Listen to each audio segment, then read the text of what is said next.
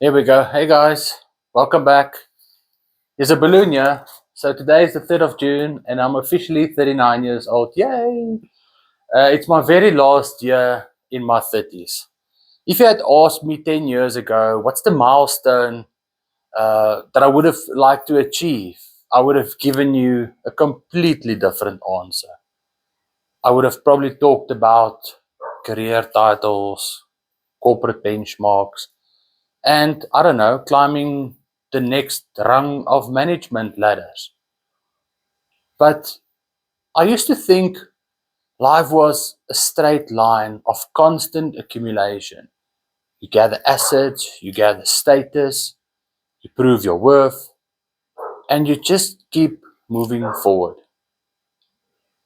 But today, during the day, I actually decided while I was having my day at the office, I had a brilliant day.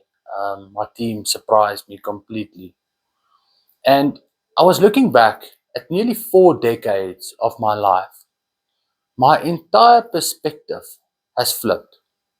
I've realized that the first half of life is about learning how to build a career and how to survive the world. But the second half is the actual question. The second half is about unlearning the exact conditioning that is quietly draining our daily energy and also silently killing our presence. The presence that we have when we are with people.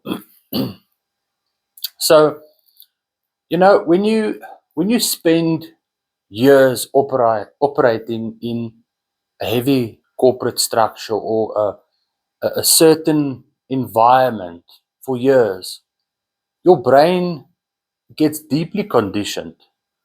You start viewing the entire world through a very specific lens. And in my case, I would say it's an analytical lens because I work in sales specifically. You look at time, you look at relationships, and success as a line item on a balance sheet.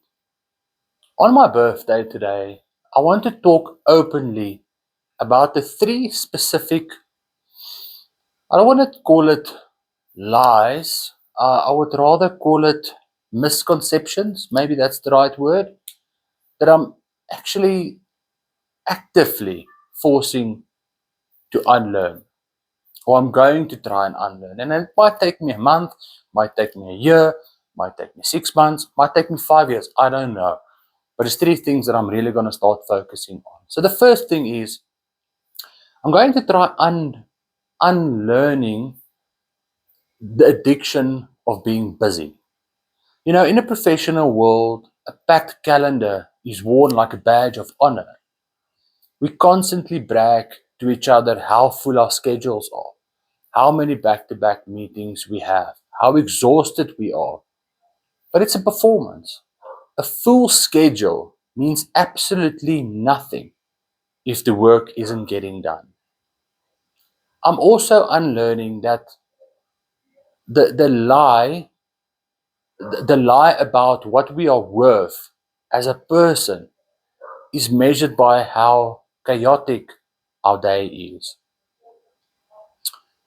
I'm fighting, or I'm going to try, not to fight, but to change and to protect the quiet space in my life so that when the workday ends, I actually have high quality, calm energy left over for my family, my children. Obviously, that's my family, my wife.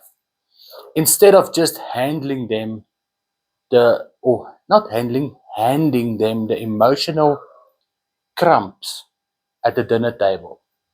The leftovers uh, that I have for that day. So that was the first one. The second, um, let's call it a lie. In my view, let's call it a lie. The second lie that I'm actively going to try and unlearn is the transactional mindset. A corporate machine can train us to view every single interaction as a conversion metric. You know, you track the data, you optimize the funnel, and you treat people like a number to be managed. When I first started making videos, that's about the 19th of March, if I remember correctly. The corporate conditioning in my brain that I've been trained is it tried to take over my brain. I caught myself worrying about the algorithm. I worried about the analytics. I'm completely guilty of begging viewers, not really begging, but asking them to subscribe in my early videos or my early logs. This is the Real Dad log, so all my videos forms part of a log. So, but today, well, not today only. I think I've done it for the past three videos so already. I'm drawing a hard line against that. I'm going to unlearn the need to treat this space, like a business project. Right now, this channel, my channel, has 43 subscribers. The old conditioned version of me would look at that 43 on a dashboard and perhaps see a failure. But the version of me who turned 39 today looks at that 43 and see a boardroom full of real living human beings who are choosing to watch my videos, who chooses to subscribe to the channel, to give me their very precious time. So from now on, I will refuse to fake it for the internet, just to have bigger numbers. And the final thing is, I'm going to unlearn the fear of starting small and looking foolish. You know, the corporate environment teaches you to never launch a project unless it's perfectly polished, highly optimized, and is guaranteed to succeed. The fear of imperfection paralyzes us. It keeps so many people from trying something authentic because they are terrified of speaking to an empty room. Standing here today in my office slash gym um, room, I'm speaking directly to you guys on my phone. I don't have fancy edits, I don't have scripts, and sometimes I feel very exposed. It's true, and it will probably be like that for another 50 videos. I don't know. But the true authentic, I can't pronounce this word always, authentic version of myself, let me just use that, is messy. It's raw, but I'm doing it right here where I feel comfortable in my little space. Can't do it outside because it's too cold. It's not a polished boardroom. So as I stepped into my 39th year, my goal isn't to add more to my plate.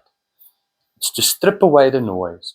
It's to unlearn the habits that keep me distracted from being a present father, a grounded human being, and a real creator.